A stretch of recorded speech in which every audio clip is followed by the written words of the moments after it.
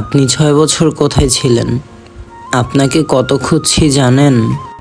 এই কথাটি শুনেই হাসিব পিছনে ফিরে তাকায়। তাকিয়েই দেখে তার গার্লফ্রেন্ড শুভা। আরে শুভা, তুমি? হ্যাঁ আমি। কোথায় ছিলেন এতদিন আপনি? কোথায় আবার থাকবো, ঢাকায় ছিলাম। হঠাৎ করে যোগাযোগ বন্ধ করলে কেন? আমার ভালোবাসা নিয়ে খেলা করলে কেন? কি দোষ ছিল আমার? থাক না আজ এইসব কথা। না, তোমাকে আজ বলতেই হবে সব কিছু। প্লিজ শুভা, অন্য একদিন। আমার কসম, তোমাকে আজ বলতেই হবে সব কিছু। যদি না বলো তাহলে কিন্তু আমি। আচ্ছা শোনো তাহলে, আজ থেকে 6 বছর আগে আমার ক্যান্সার ধরা পড়ছিল। তখন ভাবছিলাম তোমার জীবনটা নষ্ট করব না, তাই নিজ থেকেই সরে এসেছি।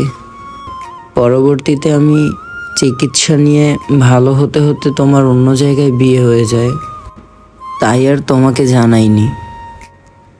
হাসিবের কথাগুলো শুনে সুভা সেখানেই হাউমাউ করে কান্না শুরু করে দেয়। প্লিজ শুভা, কান্না করিও না এভাবে। এখনো তোমাকে অনেক ভালোবাসি। আরে পাগলি, এমনটা বললে কি হবে এখন বলো? তোমার কত সুন্দর একটা সংসার আছে। আমার তোমাকেই চাই। এমন কথা বলতে নাই। ভালো থাকিও, আসি। শোনো প্লিজ। কিন্তু হাসিব আর থামেনি, কারণ হাসিব জানে শুভা তাকে অসম্ভব ভালোবাসে। আর একটু কথা বললে আরও পাগলামি করবে। এর জন্য মুহূর্তের মধ্যেই স্থান পরিত্যাগ করে।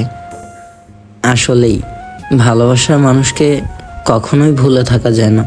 তো ধন্যবাদ সবাইকে ভিডিওটা দেখার জন্য। আর কেমন হয়েছে কমেন্ট বক্সে বলবেন কিন্তু।